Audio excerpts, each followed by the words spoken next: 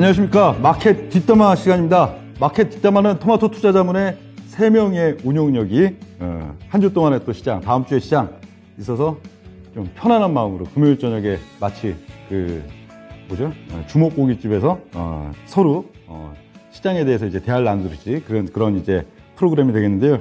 자, 우리 운용력 3명이죠. 3분의 운용력 한 명씩 소개해 드리겠습니다. 안녕하십니까? 네. 네. 박시영 원장입니다. 네, 제가 하니까 역시 이게 뭔가 잘 안 맞는군요. 아, 예. 타이밍이 안 맞네요. 예. 네, 인사했습니다. 아, 그러셨군요. 예, 강운영. 네, 안녕하십니까. 강재훈입니다. 네, 안녕하십니까. 명준호 운용력입니다. 자, 오늘은 우리 주식 뒷담화 프로, 키워드 중심으로 한번, 4개의 키워드를 갖고 키워드 중심으로 토론하는 시간을 한번 가져보겠습니다. 네, 바로 들어가죠. 오늘 4개의 주제는 다 땡땡땡인데요. 첫 번째 주제는 우크라이나 사태는 땡땡땡땡이다. 그리고 지금 시장 판세의 화두는 땡땡땡땡이다. 이번 대선은 땡땡땡땡이다. 주식 투자자들은 매매에 있어 땡땡땡땡을 유념해야 된다. 이 4개의 키워드. 우리 운용력들이 각각 뭘 뽑아왔는지 하나씩 얘기를 나눠보겠습니다. 일단 첫 번째 주제는 우크라이나 사태는 땡땡땡이다. 근데 강운용님의 땡땡땡은 뭔가요? 저는 우크라이나 사태는 과거의 추억이다. 이렇게 가져왔습니다. 나쁜 추억이겠죠? 나쁜 추억일 것 같은데. 그죠? 옛날 생각하는 거죠, 사실은. 이제 제 관점은 이제 어떤 거냐면, 사실 러시아가 너무 옛날 생각하는 것 같아요. 그러니까 옛날에 이제 소련과 미국이 이제 냉전 체제를 했었을 때, 그때처럼 이제 아직까지 파워를 갖고 있다. 이렇게 생각하는 게 아닌가. 이렇게 생각도 들고, 그리고 이제 시대가 바뀌잖아요. 사실 세상이 바뀌게 되면은 그 바뀌는 세상을 따라가지 못하면 겨우 도태가 되는데, 지금 러시아가 최근 들어 전쟁을 하고 이런 부분도 러시아의 처음에 계획과는 다른 부분이고, 또 러시아가 이 정도로 강하게 나가면 다른 국가들이 어느 정도 맞춰주겠지라고 생각했던 부분도 사실 전혀 그렇게 되지도 않고, 그리고 요즘 뉴스라든지 이런 거 보면은 이제 러시아 군인들이 명령 자체도 듣지도 않잖아요. 네. 세상이 바뀐 거죠. 옛날에는 언론 통제를 하고 시키면 시키는 대로 했다는 옛날 생각이 아니라 지금은 러시아 군인들이 현지 가서도 인터넷을 보고 있고 전화를 하고 있고, 그죠? 어머니랑 통화하고 있고, 이거 나 명령 못 듣겠어 하고 항복해버리고. 네. 그러니까 시대를 잘못 지금 인식을 한 거죠. 그래서 이제 이런 과정이 사실은 어떻게 보면은 푸틴이 굉장히 오판을 한 부분도 분명히 있는 것 같고, 그 푸틴 입장에서는 옛날 생각 아직까지 하고 있기 때문에 쉽게 협상이라든지 이런 부분도 타협점을 찾기가 굉장히 어렵고, 그러니까 결국은 단기전에 끝내기로 마음먹었었던 이 전쟁이 지금 현재 보게 되면은 장기화가 되려고 하고 있고, 그러다 보니까 결국 처음에 수도만 공략해서 막 끝낸다라고 생각했던 부분이 또 한편으로는 전체적으로 이제 보급기 자체 늘리고 차근차근 다른 도시들을 점령하고, 오늘 같은 경우도 원전 쪽에 포격했다고 했잖아요. 네. 그러니까 우크라이나의 에너지원, 그러니까 전력에서의 4분의 1 정도 차지하는 그것도 점령을 해가지고 더 압박하겠다, 이런 식으로 자꾸 몰아가는 케이스가 되니까, 그러니까 이제 어쩔 수 없이 계속해서 자기의 고집을 좀 피우는 것이 아닌가, 이런 생각도 좀 들고요. 지금 21세기죠, 지금. 그죠. 예, 21세기에 19세기식 지금 옛날 생각하는 생각을 거죠. 하고 있다. 예. 네. 박운영님은 땡땡땡 키워드가 어떻게 됐어요? 저는 테일 리스크라는 쪽으로 좀 잡아봤는데요. 테일 리스크라는 테일이라는 자체가 이제 꼬리라는 얘기거든요. 네.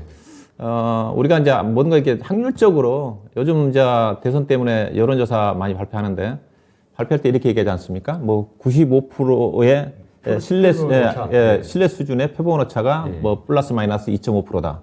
이제 95%라는 것 자체는 95%의 확률이라는 게 아니라 100번을 조사하게 되면 95%가 그런 어떤 비슷한 수치가 그렇죠. 나온다. 지지율이 나온다. 그런 의미거든요.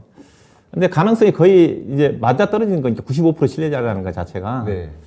근데 테리라는 것 자체는 맨 꼬리 쪽이니까 가능성이 거의 없는데 이제 일어난다는 거죠. 2% 3%에 그렇죠. 그게 이제 이번에 일어난 거다. 이거죠. 테일 리스크라는 자체가. 전쟁이라는 것 자체가 거의 일어나지가 않는데, 일어나게 되게 되면 상당히 시장에 미치는 영향이 클 거다. 그래서 작년은 11월달, 12월달에 2022년도에 시장 리스크가 어떤 게 가장 높냐, 그게 조사된 게 나왔었는데, 시장을 전망을 할 때 올해 2022년도에 가장 리스크가 큰 게 인플레이션이었거든요. 그게 32% 차지했어요. 조사를 해보면. 네. 인플레이션이 가장 주식시장에 큰 영향을 미칠 거다. 그 다음에 이제 코로나와 관련된, 그 당시에는 계속 오미크론이 확산이 됐으니까 네.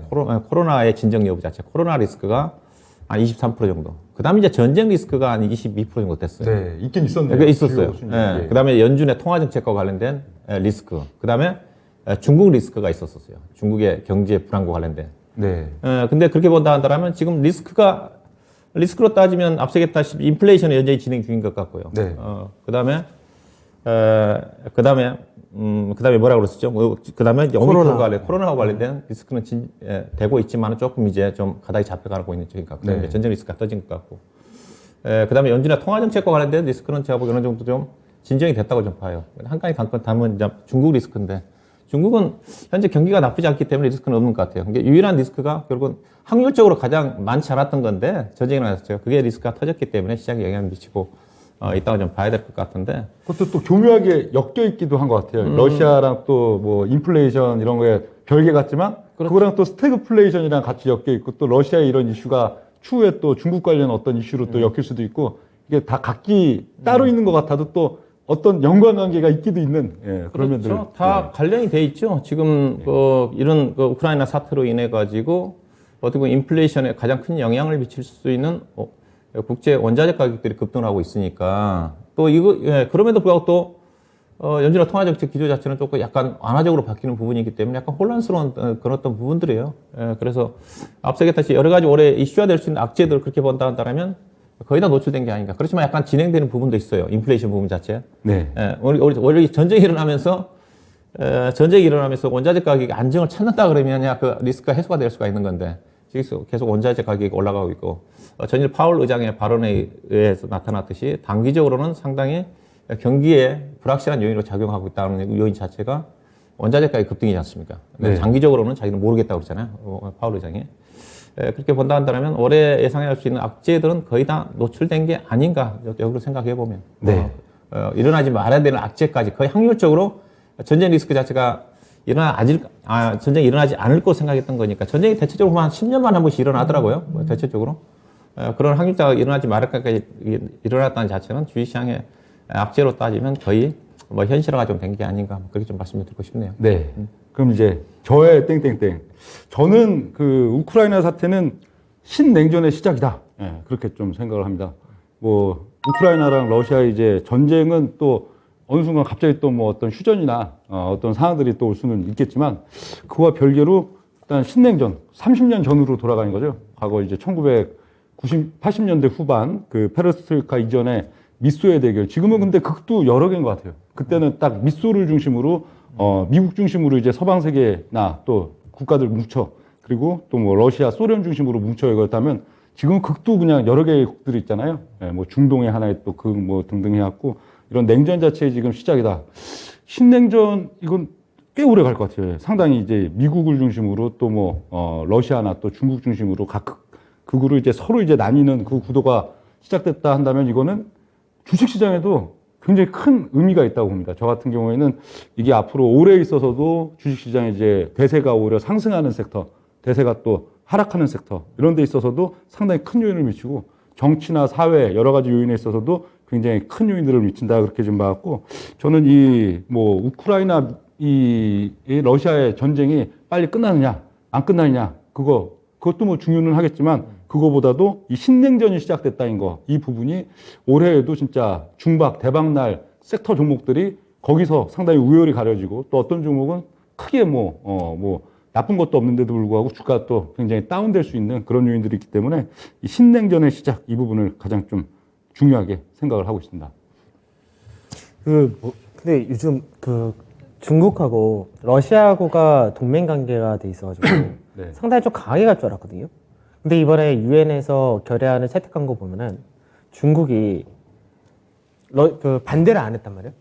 중국이 반대 안 하고 이제 아예 표 자체를 기권표로 해버렸는데, 네. 그러니까 저 이번에 전쟁을 겪으면서 사실 어차피 핵이라는 건 쓰지 못한다는 거는 암묵적인 부분인 것 같고 결국 재래식 무기를 갖고 전쟁을 치렀는데 시장에서 지금 겪는 거 보면은 재래식 무기가 무서운 게 아니라 경제 제재가 정말 무섭다는 생각을 하거든요. 네. 그래서 중국이 사실 어떻게 보면은 이제 중국의 군사 규모라든지 경제 규모라는 걸 봤을 때 사실 예전에 계속해서 미국에서 중국을 견제했던 이유 중에 하나가 중국이 향후 시간이 지나면은 중국이 이제 G1 국가가 될 것이다. 사실 이런 논리가 굉장히 많았거든요. 그래서 거기에 따라서 계속해서 견제가 들어왔던 부분이 있었는데 중국이 지금 러시아가 유럽이라든지 미국을 중심으로 해서 전체적으로 똘똘 뭉치는 걸 봤거든요. 그러니까 중국도 아 이게 쉽사리 싸움 붙을 부분이 아니구나라는 생각 이번에 하지 않았을까 이런 생각도 들더라고요. 그래서 오히려 냉전 체제다라는 부분보다는 이게 예전처럼 뭐 공산진영, 민주진영의 이 대립 구도가 아니라 네. 오히려 힘의 우위 자체를 그렇죠. 오히려 확실히 보여준 게 아닌가. 같은 편, 다른 편이 막 그때그때 시각각도 바뀌고. 저도 그런 시각인데요. 물론 신냉전의 시작으로도 볼 수가 있겠지만은 지금 러시아 전쟁에 대해서 거의 다 동조하는 쪽이 거의 없거든요. 예. 러시아 국민들 여론조사를 보니까 68%가 일단 전쟁에 찬성한다는 쪽으로 나오는데 그러니까 질문사항 자체가 우크라이나가 나토 가입을 하는 거에 대한 전체적인 개입에 대한 걸 물어봐서 68%인데 지금 러시아 국민들도 지금 전쟁에 반대하는 국민들이 상당히 많을 거예요. 현재 입장에서 거의 제가 보기에는 다시 해보면 굉장히 많죠. 동조하는 나라가 없거든요. 네. 과거는 이제 소련을 중심으로 한 신냉전 체제가 주도를 했던 것 자체는 러시아 중심의 그 유성 국가들이 다 있었잖아요. 헝가리, 폴란드, 루마니아를 중심으로 해가지고 관련된 국가들이. 근데 다 그들 국가들이 다 서방 세계로 다 들어와 있는 상태고 러시아를 추종하는 국가들은 지금 보고 있는 벨라루스를 중심으로 하고 거의 없죠. 한두 개 국가밖에 없어요. 네. 그다음 앞서 얘기했다시피 중국도 지금 동조를 안 하고 있는 쪽이 있거든요. 가장 중요한 것 자체가 지금은 경제가 중요하니까 당장 먹고 살고 과거에 못 살 때야 경제 자체가 별로 중요하지 않았지만 지금은 경제가 정말 중요하거든요. 그렇기 때문에 당장 소련이 전쟁을 일으키면 러시아가 전쟁을 일으킴에 따라 가지고 경제 제재가 되면서 지금 러시아 경제를 지금 말할 것도 지금 거의 디폴트 위기까지 가는 상태고 지금 주식시장도 지금 정지 상태잖아요. 네. 그렇게 본다면 국민들이 느끼는 체감적인 그런 어떤 불만 자체는 엄청 높을 것 같아요. 저는 그래서 러시아만 고립되는 것 뿐이지 러시아를 동조해가지고 신냉전 체제를 러시아를 따라가는 그런 국가들은 나타나지 않을 거다. 뭐 그래서 가장 깔끔한 해답은 내부 쿠데타다 뭐 그런 얘기들도 상당히 있던데요. 그러니까 저는 한마디로 다른 쪽으로 잡으려고 했던 건데 이게 네. 남의 일 같지가 않다.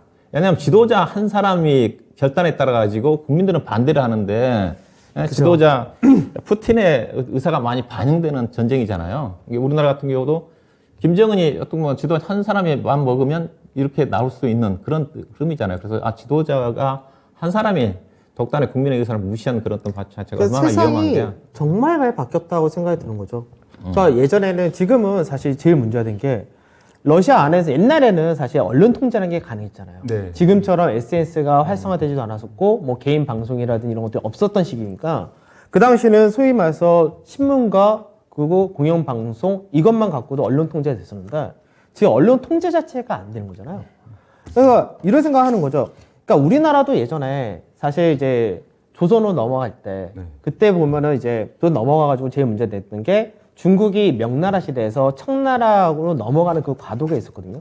근데 우리도 그 당시에는 명나라를 추종해야 된다. 네. 해가지고 명나라 선택한 게 결국 청나라가 다 중국을 먹게 돼버리면서 우리나라 완전 밑으로 꼬꾸라졌어. 잘못된 선택 한 번으로. 근데 그 당시 했던 부분도 뭐랬냐면 세상의 흐름을 잊지 못했다라는 얘기를 했었거든요.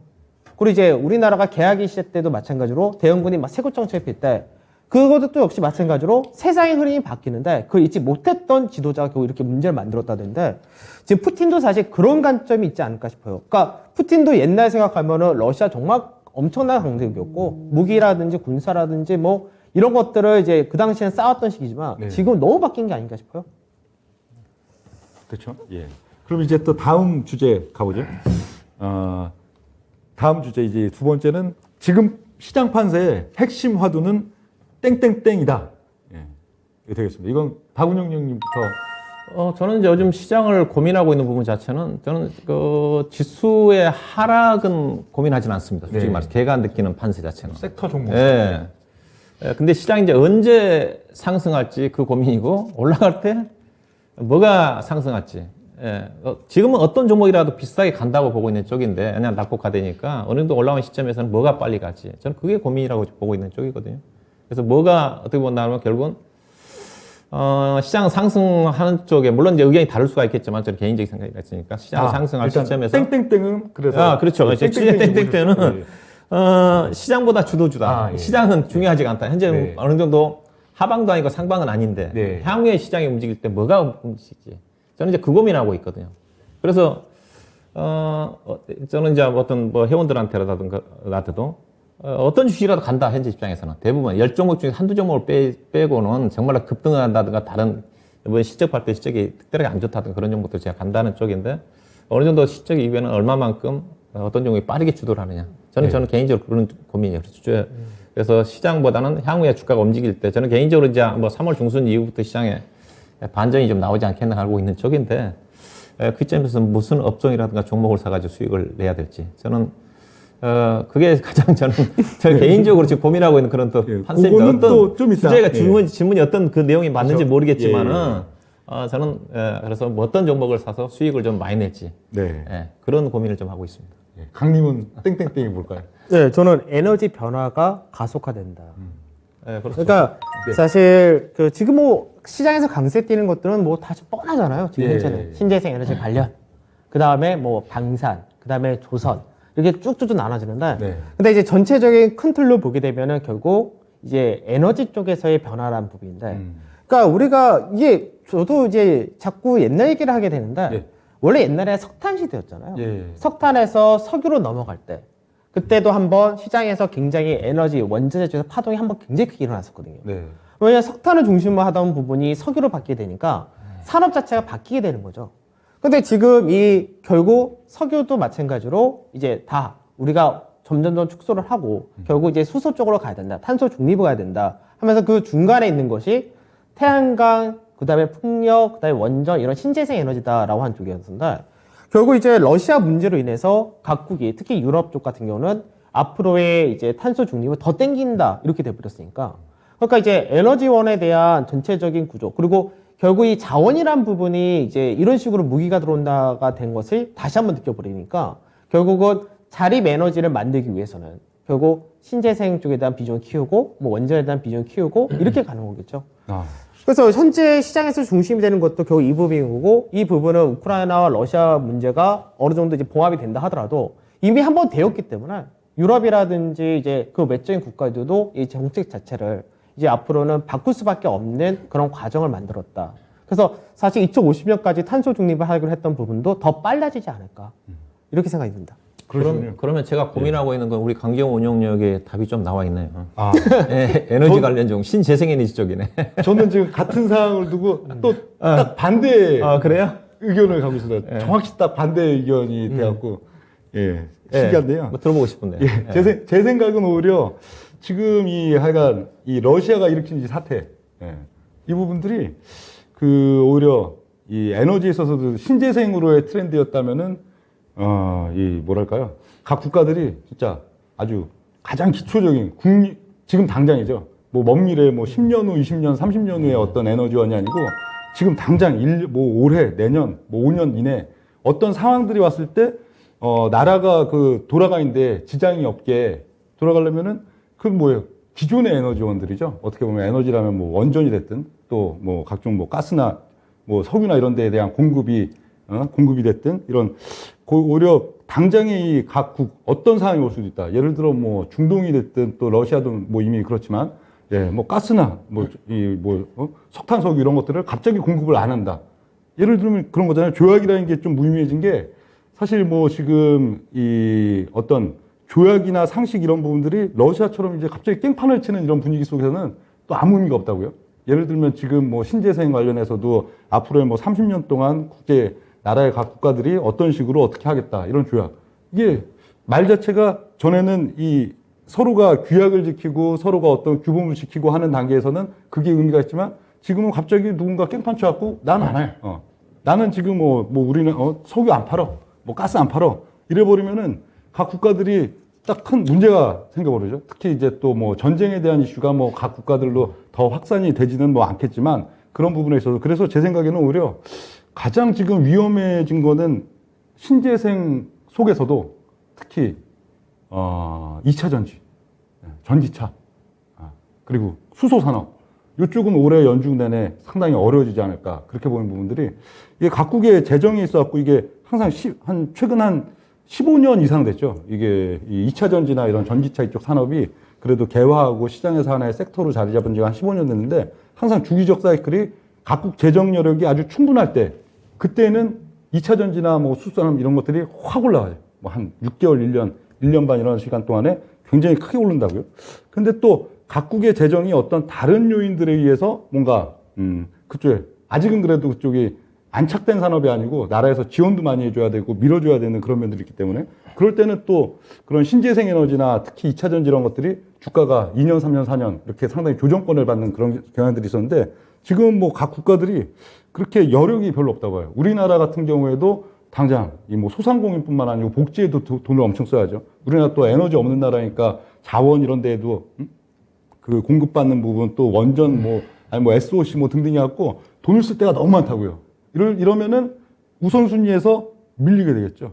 1순위가 우리 지금 재정 여력도 많고 세수도 많고 하기 때문에 신재생 에너지 이런 쪽에 1순위를 둬야지 했다가도 이게 당장 급한 것들이 막 생겨버리면은 2순위, 3순위, 4순위, 5순위 밀려버리는데 이런 면 때문에 저는 오히려 신재생 내지는 특히 2차 전지 수소 산업 이런 쪽이 올해 주가에 있어서 상당히 고전을 받지 않을까. 반면에 가장 기본적인 것들 나라 그냥 국가 기관 산업이라고 볼 수 있는 것들 있죠. 뭐 지금 건설주도 은근히 오르잖아요. 뭐 건설, 철강, 일단 뭐 원전, 뭐 전력, 뭐 등등 해갖고 가장 근간이 되는 심지어 요새 뭐 제약 이런 것들도 막 바닥에서 막 잘 올라오는 그런 면들이 있는데 이게 현재 시장의 가장 핵심 화두가 아닐까.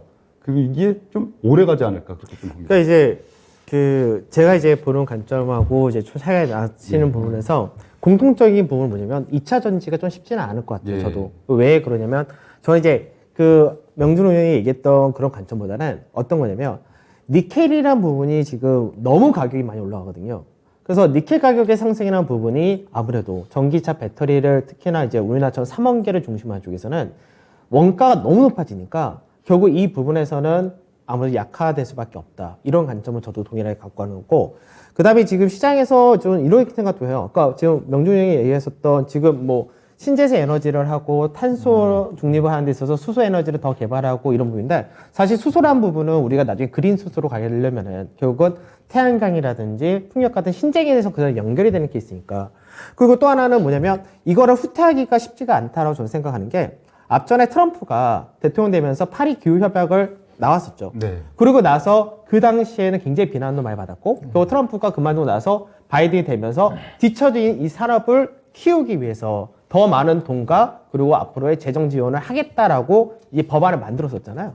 그러니까 이제 그런 부분을 생각하면은 이 지금 현재 환경이라든지 이쪽에서는 이 흐름은 사실 못 바꿀 것 같은데 지금 우선은 전기차 관련돼서 원자재까지 너무 높아지니까 이런 부분은 좀 안 좋다고 생각하는 거고 그리고 이제 유가라든지 것들이 많이 올라가니까 사실 중도 국가들은 지금 노다지 캐고 있잖아요. 예. 그러니까 노다지 캐는 부분도 앞으로는 긍정적으로 작용할 수 있는 부분이고 그러니까 이게 전쟁이라는 게 항상 전쟁이 발생되면은 해당 국가가 문제가 되는 거지. 그 외적인 국가들은 항상 이익이잖아요. 그럼 지금 보면은 이 전쟁으로 인해서 유럽은 직접적인 인플레이션의 영향을 받게 되고 모든 비용이 증가하게 되고 유럽은 직격탄을 받지만 중동과 미국과 그리고 그 외적인 다른 제품을 생산하고 하는 아시아 같은 경우 오히려 수혜거든요.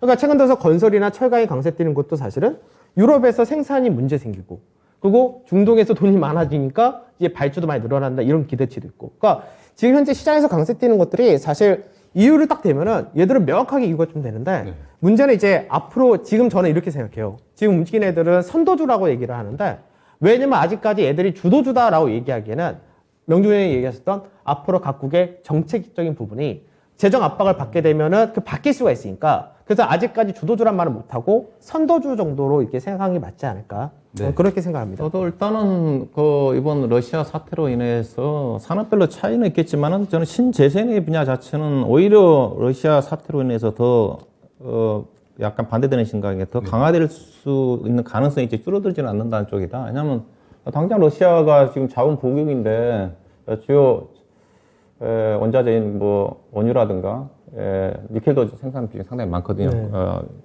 천연가스라든가 미를 중심으로 해가지고 결국 이제 이런 것 때문에 에너지 자립을 하려고 하는 국가들이 늘어날 건데 근데 문제는 근데 우리나라 같은 경우 뭐 원유를 개발한다, 자립한다 되는 건 아니잖아요. 니켈도 좀 그렇고 한정되어 있는 부분이 있으니까 밀 같은 경우가 우리 생산을 늘릴 수 있겠죠. 그게 쉽지 않은 거니까. 어렵죠. 그래서 신재생에너지 분야 자체는 오히려 이런 어떤 러시아의 어떤 석유 수출 제한으로 인해가지고 급등하고 있는 그 부분이기 때문에 신재생에너지 분야 자체는 전혀 오히려 저는 더 강화되는 쪽이 되지 않겠는가. 최근 기조도 보면 오히려 태양광이나 풍력 이런 쪽은 주가 흐름이 상대적으로 좋고 최근 일주일 이슈가 터지고 나서 반면 2차 전지나 그쪽은 안 수소 좋죠. 쪽이 상당히 2차 전지는 그런 원재료 때문에 그런 또 부분도 있을 거고요. 그 다음에 오늘 같은 경우도 보면 들린 오늘 주가가 이제 변동세에 나왔던 그 자체가 우크라이나 원전에 대한 그 하재 때문에 일부에서 폭발까지 나왔던 부분 때문에 장중에 변동세 컸고 오늘 주가가 빠졌던 이유이기도 한데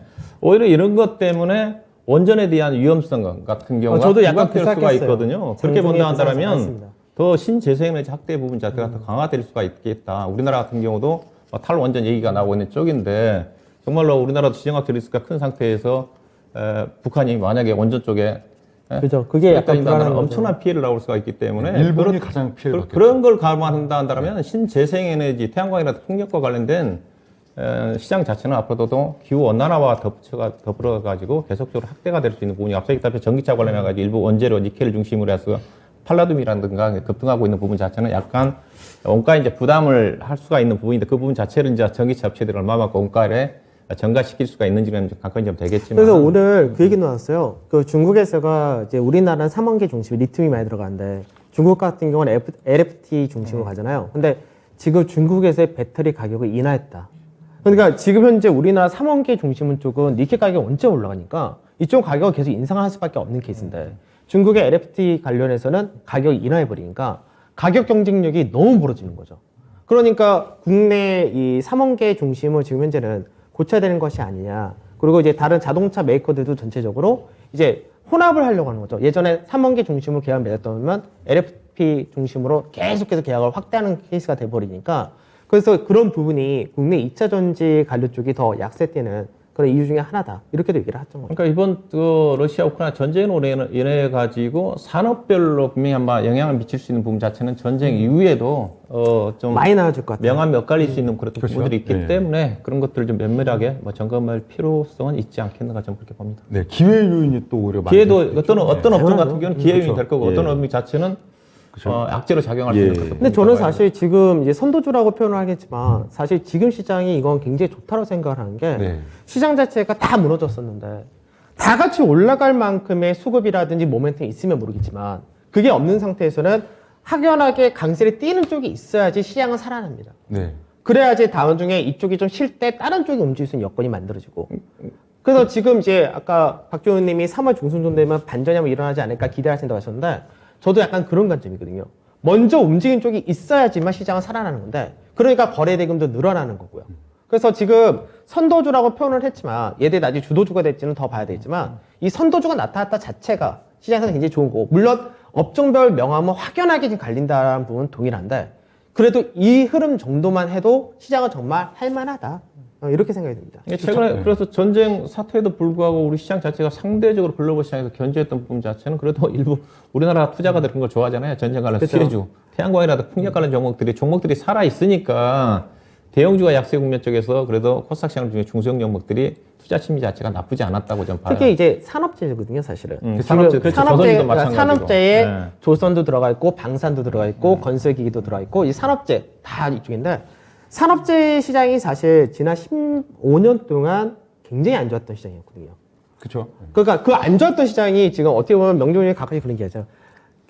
워낙에 오랫동안 죽여놓으면, 네. 그 다음에 얘가 크게 갈 수밖에 없다. 그렇죠. 예. 그러니까 지금 밸류적인 매매도 있고, 밸류적인 매도도 있고 예. 그 동안에 이제 업황 예. 변경도 하고 기술력도 매물 축적되어 압박도 있고, 없잖아요. 그렇죠. 매물 10년을 압박도 들은 다 거니까. 던졌으니까. 그럼요. 그렇죠. 예. 그러니까 지금 현재 산업재가 약간 그런 트렌드가 아닌가. 네. 그리고 사실 그동안 원자재 관련도 2006년, 2007년도까지는 굉장히 강했었는데 그때는 이제 중국이라는 이제 대규모의 에너지를 그 원자재를 땡기는 쪽이 있었으니까. 근데 지금 보게 되면은 사실 해운도 엄청나게 강하지만 해운도 예전에 2003년부터 2007년 동안 대세 상승의 중심이었거든요. 그렇죠. 그러고는 거의 한 그죠? 15년 그동안 15년 쉰 거죠. 예. 그러니까 지금 조선도 사실 그런 케이스인 거고 예. 건설이라든 이런 산업재가 다 그런 케이스, 원자재도. 네. 그러니까 지금 뭐 고려암 같은 경우도 마찬가지로 지금 보게 되면은 아연 가격이나 이런 것도 계속 올라가게 되고. 네. 근데 수요는 자꾸 이제 늘어날 수밖에 없는데 가격이 올라가니까 계속해서 이제 좋을 수밖에 없거든요. 그러니까 어떻게 보면 지난 너무나 오랜 기간 동안 시장에서 쉬었고 오히려 상대적으로 피해를 봤던 쪽들이 이번에 부각이 되는 것이 아닌가 예, 그런 생각도 하는 거죠. 그렇죠. 또 기업 가치는 사실 뭐 엄청 싸고 예, 좋으니까. 코스피에서 예를 들어 한 10위권이다 하더라도 시가총액은 한 50위권, 70위권 있으니까 저평가라는 게 또 좋은 거죠. 확실한 저평가였죠. 그렇죠. 예, 다음 이제 주제는 이제 이번 대선은 아, 땡땡땡이다. 예, 민감한 내용인데. 이번 대선은 땡땡땡이다. 강훈영님 왜 제가 먼저 하시죠? 저부터 할까요? 네. 네, 저부터 할게요. 예, 저는 이번 대선은 재정 지출 확대다. 그렇게 생각합니다. 그 1번 후보가 당선이 되든 2번 후보가 당선이 되든 제 생각엔 이걸 뭐 나라가 하여간 재정 지출을 엄청 늘려서 그걸로 뭐 또 이제 뭐 복지나 이런 뭐 소상공 이런 데도 많이 쓰겠지만 그 외에 지금 우리나라 같은 경우에도 돈을 나라에서 재정 지출을 엄청 늘려가지고 지금 이것저것 해야지 안 그랬다가는 이도 저도 안 되는 그런 지금 상황들로 좀 보여지거든요. 그래서 당장 그렇죠. 뭐 원전이나 이런 뭐 전력 관련된 부분들도 그렇고 각 또 이제 에너지원들 뭐 신재생도 역시 뭐 마찬가지겠지만 에너지원들에 대해서도 거기에 대한 만약 갑자기 뭐 중동이나 이런 쪽에 또 문제가 생기고 어디 문제가 생겨가지고 딱 끊겨버리면 나라가 돌아가지 못하는 거잖아요. 이런 요인들도 있고 하기 때문에 제 생각에는 이 재정 지출을 엄청 확대해서 SOC 이런 것들도 엄청 많이 할 걸로 보여요. 그래서 지금 그 이 재정 지출 확대 이런 건 주식 시장에 어떤 요인을 주죠? 항상 또 긍정적인 요인을 주죠. 신정부에 대한 긍정적인 요인을 주는데 제가 봤을 때는 윤 후보나 이 후보나 어떤 후보가 대통령이 되더라도 올해 그 새 정부 이번 대선에 이제 이후에 핵심하드는 재정 지출 확대 거기에 대해서 또 주식 시장에도 섹터별로 엄청 긍정적인 영향을 주는 쪽이 분명히 나타난다 그렇게 좀 봅니다. 일단은 대선 후보 가장 중에서 주택 공급 확대의 정책이 가장 클 것 같은데, 근데 본래 작년도에 우리 시장의 유동성이 급격히 축소된 것 자체가 세금을 많이 걷었잖아요. 초과 세수가 엄청 많았다는 거잖아요. 네. 초과 세수는 14, 15년부터 엄청 많았어요. 작년 났던 예상보다 50조 정도가 더 커졌다고 그랬어요. 근데 아쉬운 거는 지금 이제 대선을 앞두고 지금 이제 코로나 피해 자영업자를 중심으로 해서 집행하지 않습니까? 작년도에 했었던 게 아닌가. 왜냐하면 작년도에 돈을 많이 거쳤으니까, 세금을 많이 거쳤으니까. 근데 대선을 앞두고 지금 하고 있어가지고 그 영향이. 그래서 작년도 저는 개인적으로 우리나라 시장 유동성이 하반기 때 급속히 축소된 부분 자체는 금리도 인상을 했지만 8월 달부터 우리가 먼저 인상했으니까 세금을 너무 많이 걷다는 거죠. 왜냐하면 기업들이 작년도에 실적이 엄청 좋았거든요. 실적이 좋았으니까 세금 많이 냈죠. 이게 세금 많이 걷은 만큼 작년도에 풀었어야 되는데 금리도 인상을 하면서 돈은 국가를 많이 빨아들이다 보니까 유동성이 급격히 좀 축소가 좀 된 게 아닌가 생각이 좀 되는데, 근데 올해 많이 재정 지출 확대를 할까요? 일단은 주택 공급 물량 확대는 하겠지만은 거기 정부에서 얼마만큼 투자를 해가지고 투자를 할지 모르겠지만 SOC 투자 자체는 작년도도 엄청 예산이 컸어요. 네, 계속 늘어났어요. 집행을 했는지 모르겠지만은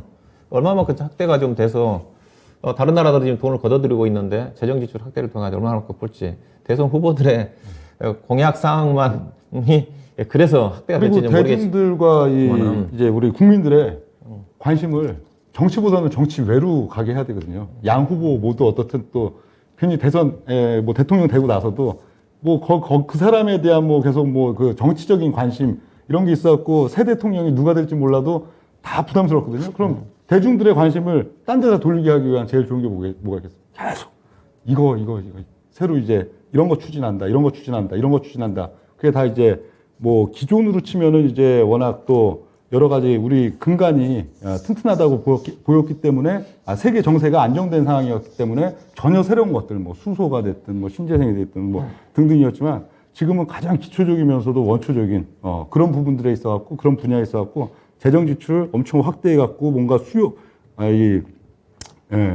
내수를 창출하고 하는 그런 부분들에 굉장히 뭔가 발표도 많이 하고 돈도 많이 쓰고 그런 1년이 될 거다 그렇게 봅니다.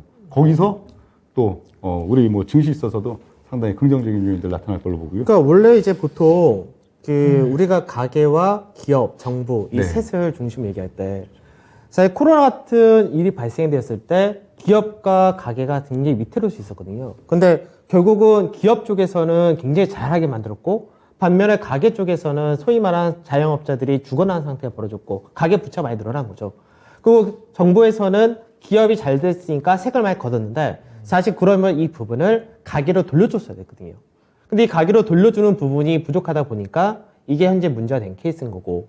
그래서 저는 이번에 대선이라는 부분이 뭐 끝나고 나서 그리고 대선 끝나고 1년차 되더라도 사실 새롭게 정책을 필 거는 그렇게 크지 않거든요. 그래서 왜냐면은 사실 정부에서 돈을 쓴다 했을 때 아까 말씀하셨던 SOC가 대부분인데 물론 SOC 투자를 많이 했겠죠. 그래서 주로 투자하는 데가 어디냐라고 보면은 다 비슷해요. 우리 쪽에 이쪽 GTS 열어드리겠습니다. 이쪽에 무슨 공장 만들어드리겠습니다. 다 이런 거거든요. 그러니까 물론 투자는 하겠지만 그거는 이미 사실 계속해서 해왔던 거라서 이제 어떻게 보면 더 크게 좀 더 넣어주냐 안 넣어주냐 사실 그 정도가 되지 않을까 싶고. 그리고 이제 아까도 얘기했듯이 이게 우리나라에서 새로운 정책을 피기가 어려운 게 요즘 보면은 전 세계가 거의 공통적으로 정책을 쓰거든요. 그러니까 뭐 탄소 중립 2050 이렇게 쓰듯이 대부분 큰 정책은 들어가 있거든요.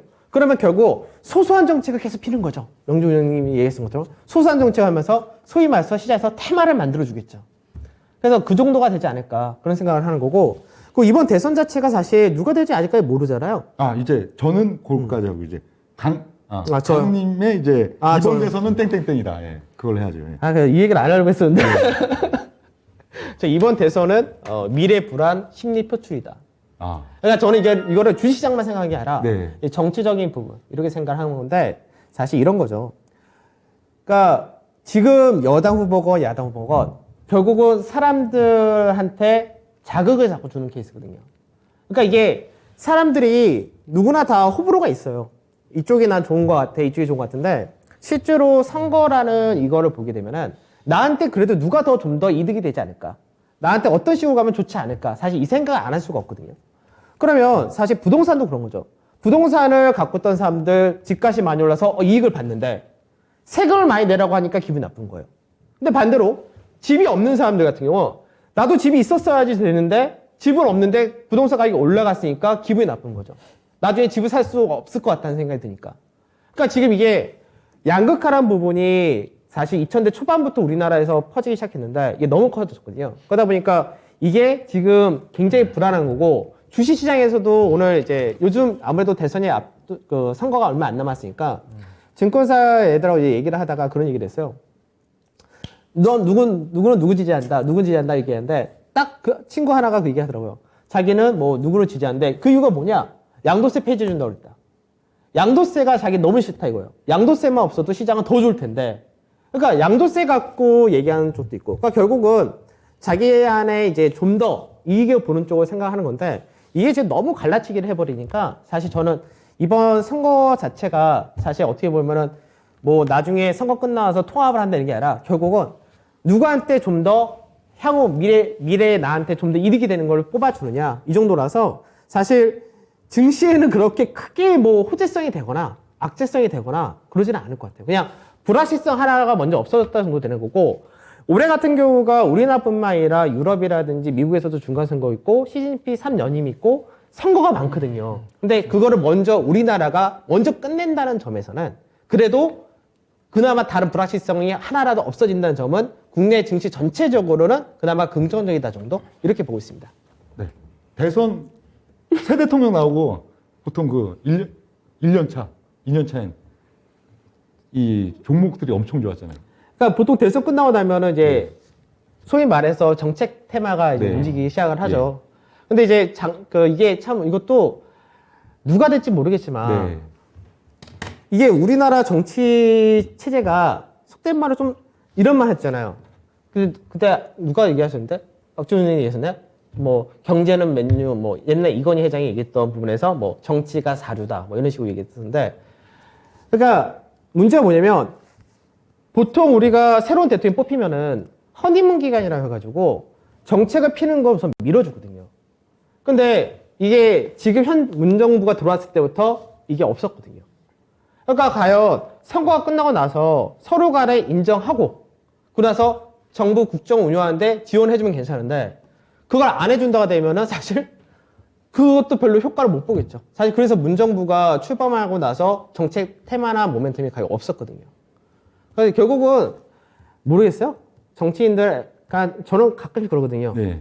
정치인들이 뭐, 자기 깨끗합니다, 어떡합니다, 라고 하기보다는 적당히 좀 비리 저질 텐데, 진짜 제대로 운영하겠습니다 하는 사람 있으면 전 그 사람 뽑아줄 거라고. 깨끗하다 뭐하다 좀 믿지도 않고, 솔직히 뭐, 우리나라 정치가 좀 바뀌었으면 좋겠는데, 늘 똑같은 것 같아서. 요즘 약간 저도, 제가 원래 정치를 되게 좋아하는데, 관심이 많은데, 요즘은 점점 이제 관심에서 벗어나려고 좀 하게 되더라고요. 네. 박우영님. 땡땡땡. 일단 그 문정부 들어서 정치인이 없었다는 것 자체는 옛날에 대통령 선거가 12월 달에 있었잖아요. 그죠. 그래서 1월 달 시작되면서 1월 효과 맞물리면서 잘 괜찮았어요. 맞아. 근데 이번 대선이 이제 3월 달이잖아요. 그렇기 때문에 그랬던 부분도 없었을 거예요. 그러고 나서 5월 달 취임하니까 네, 그렇죠. 예산 자체를 네. 2년차에 갈 수밖에 없죠. 그러니까 항상 우리나라 대통령 선거는 12월 12일인가 있었던가요? 19일인가 있어서 네. 그리고 이제 1월 달에 새 대통령 기대감 때문에 대통령 선거 출범 때는 허니문 랠리와 더욱 기대감과 함께 주가 강세를 보였던 건데 문재인 대통령 취임할 때는 3월 달에 했기 때문에 그런 영향도 있었죠. 지난 대선 5월 때는 달에 했죠. 그러니까 3년 3월 달에 당선되고 당선되고. 있으니까 올해도 마찬가지라고 대선 봐요. 직전까지는 IT가 어마어마하게 강했었고 대선 딱 끝나고 나니까 갑자기 바이오가 또 반년 동안 엄청 강했었고 직전은 그랬는데 올해는 어떻게 될까요? 아니 뭐 여쭤보는 건 아니고요. 그래서 이번 대선은 땡땡땡이 얻은 거세요? 저는 일단은 그 주식시장 관점에서 보면 누가 되든 주식시장은 나쁘지 않을 거다. 우호적이다. 개인적으로 누가 되면 약간 더 좋아질 거라는 그런 부분이 있는데 나쁘지는 않을 것 같다. 일단 시기적으로 앞서야겠다시피 연준의 통화정책 해소와 맞물리는 시점이고 그 시점에서 어떻게 되든 간에 러시아 우크라이나 관계 자체도 어느 정도 가닥이 잡힐 것 같고 또 선물 옵션 만기도 끝나고 이제 그런 것들 겹쳐서 그다음에 이제 최근에 보면 그 대선 후보들 정책들 보게 되면 주식시장에 대해서 좀 여러 가지 관심을 많이 표명을 했어요. 세부적인 내용까지 보면 윤석열 후보 같은 경우는 뭐 구체적인 내용은 없지만은 대표적인 공약 자체 눈에 띄는 게 자체가 앞서있다시피 투자가들이 가장 12월 달 정도 되면 걱정하고 있는 거 양도세 폐지 얘기를 꺼냈으니까. 그 다음에 여러 가지 뭐 주식시장 뭐 선진화 정책을 뭘 발표하고 M&A 제도 활성화 얘기를 좀 한 것 같더라고요. 그 다음에 이제 이재명 후보 같은 경우가 좀 더 구체적인 부분이 있는데 이재명 후보는 대신 이제 양도세 폐지 대신에 증권거래세 폐지 얘기가 나오고 있는 것 같고. 어느 게 더 좋으세요? 둘 중에 하나 선택하라면. 글쎄, 거래세 폐지를 하게 폐지가 더 낫지 않겠어요? 단기 매매 우리나라 국민들 입장에서 워낙 데이 트레이딩을 많이 하니까 제가 보기에는 양도세보다는 거래세 폐지가 거의 절대적으로 많을 것 같은데. 이게 그 시기마다 달라요. 그러니까 원래대로라면 우리가 그 2020년 시장은 빼고 2020년 시장은 빼야 돼요. 왜 그러냐면 2020년 시장에 지수가 무너졌을 때 들어왔던 개인들이 수익을 단기간에 엄청 봤거든요.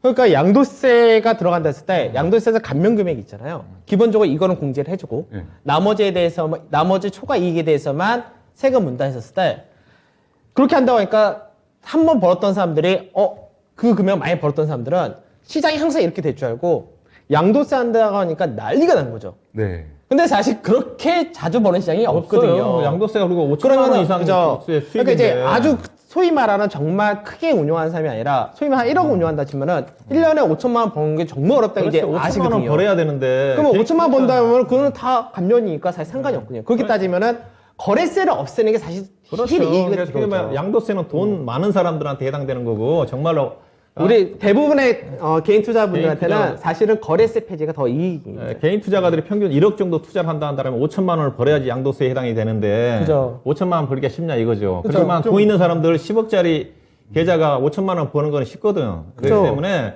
개인 투자가들은 또 단기 매매성 매매를 많이 하기 때문에 사고 팔고 하는데 거래세 엄청나거든요. 엄청나갑니다. 그렇기 때문에 거래세 폐지가 저는 훨씬 저는 개인적으로 그 TV 토론, TV 토론 보면 주로 안철수 후보가 전에 이 후보들한테 어떤 거 우리 다 같이 뭐 약속합시다 이런 거 하잖아요. 저는 1번 후보, 2번 후보가 두 개 다 없애는 거 약속했어요.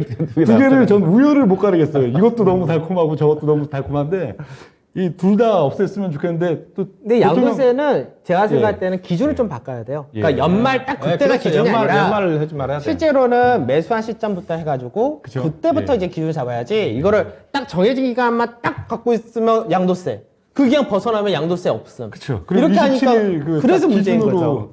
그게 너무 진짜 좀 불편하죠. 예, 우리 그다음에 이제 모르겠어요. 양 후보에 공통적으로 내세운 거는 그거거든요. 물적 분할제도 개선이거든요. 예, 물적 분할제도 그런 건 그게 저는 올해 아마 큰 영향 관심은 없습니다. 아마 저는 큰 올해 지금 LG 에너지 솔루션 보신 분들은 저는 이게 엄청 심각하다고 봐요.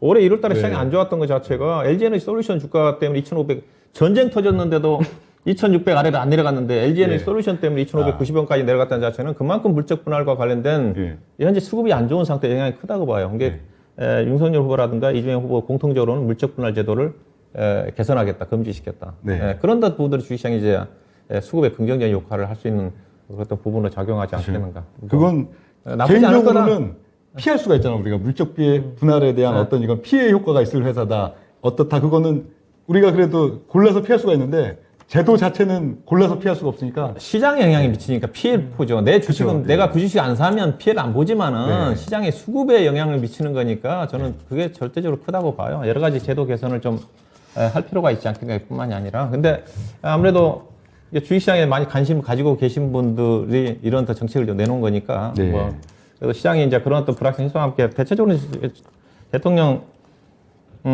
우리 다음 주에 네. 선거 결과 나오면은 그때 한번 더 얘기하죠. 그때 결과 다 나왔으니까. 네. 그럽시다. 그렇죠. 예. 그리고 이제 네 번째 땡땡땡 해야죠. 시간이 예. 네 번째 땡땡땡 같은 경우에는 그 투자자들은 매매에 있어. 현재 시장 매매에 있어. 땡땡땡을 유념해야 된다. 이 땡땡땡. 예. 일단 박은영님. 예.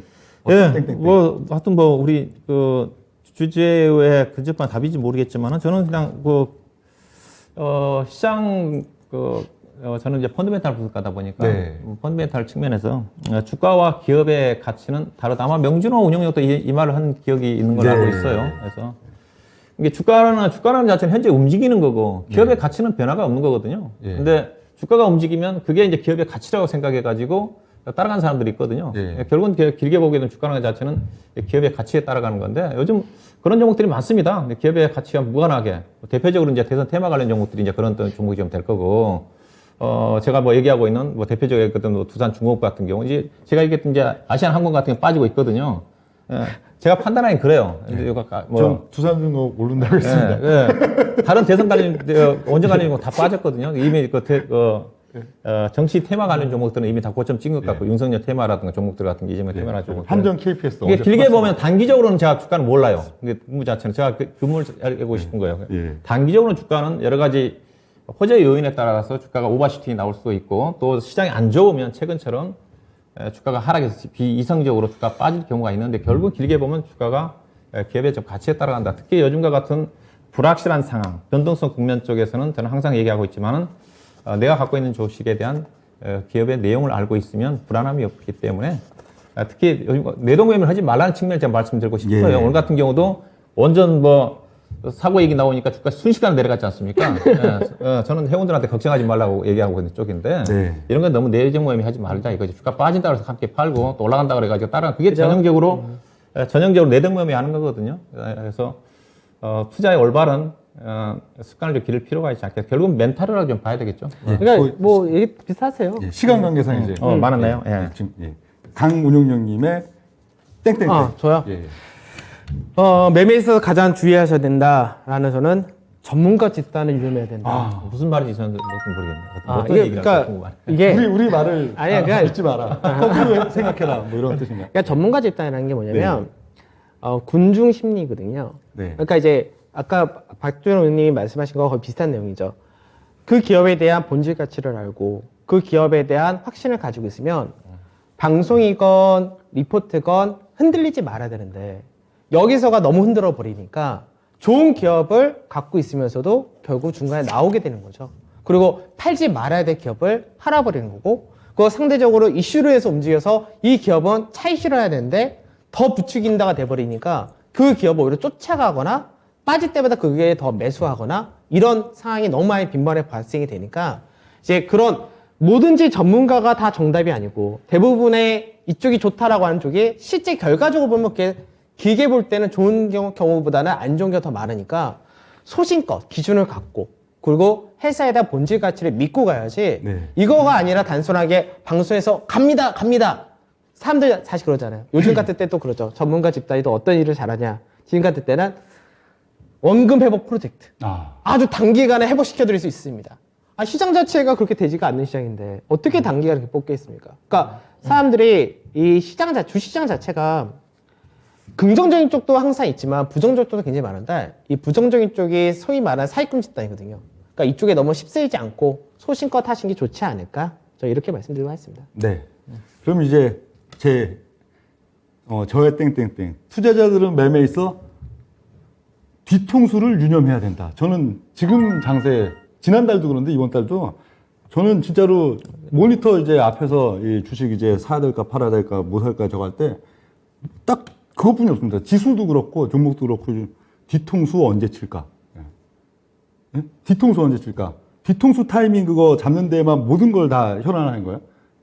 보면 요즘 뭐 지수도 그렇잖아요. 지수도 야 이젠 뭔가 돌파가 나오겠네 하는 딱 기분 좋은 그 자리에서 바로 엎어버리죠. 그렇죠. 또 어떤 이제 야 또 전저점 깨러 가겠네 하고 굉장히 공포 느끼는 자리 거기서 또 기가 막히게 또 2, 3일 또 반등 줍니다. 근데 종목들도 마찬가지. 종목들도 사람들이 싹 쏠려가지고 저거 이제 막 저거 하면 거의 기가 막히게 또 빠지는데 반면에 또 그 순간에 또 뭐가 올라요. 완전히 진짜 이거는 시장에서 저거는 안 올라가고 사람들이 생각도 안 하던 거 갑자기 확 올리는데 요 뒤통수 그러니까 지수 이 어떤 흐름이 뭐 길지도 않아요. 요새 뭐 주기가 뭐 한 4일 5일도 아니고 하루 이틀 막 이렇게 종목에 있어서도 그런데 그 분위기를 어떤 섹터든 종목이든 완전히 이게 좀 굉장히 얘 나락이다 이거 완전 아니다 그런 데서 야 이거 뒤통수 이거 오르는 것도 뒤통수거든요. 계속 빼다가 오르는 것도 뒤통수잖아요. 또 계속 오르다가 빼는 것도 뒤통수인데 여기에만 포커스 맞춰서 매매하면요 정말 하루가 아침 9시부터 3시 반까지의 장이 그냥 무슨 오락실에 와 있는 것 같아요. 오락실에 생각보다 재밌습니다. 지금 장세가 은근히 오히려 대세 상승 그냥 막 밀고 올라갈 때보다도 이 지수도 역시 딱 뒤통수 치는 타이밍, 종목도 딱 뒤통수 타이밍, 그거만 진짜 딱, 예, 진짜 오락게임 하듯이, 예, 그거 하면은 의외로 굉장히 재밌다. 예.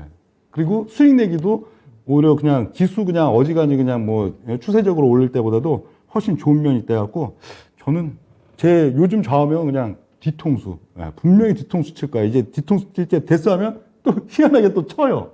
예. 그러니까 따라가지 말고 추격매도하지 말고 내동하지 말라는 거잖아요. 거꾸로죠. 남들 다 추격 매도하는 절정에서 매수. 예. 남들 다 이제 추격 매수하는 절정에서 매도. 그렇죠. 예. 근데 우리 그 강경원 운용력도 비슷한 얘기인 것 같아요. 근데 그게 결국은 박스 코였잖아요.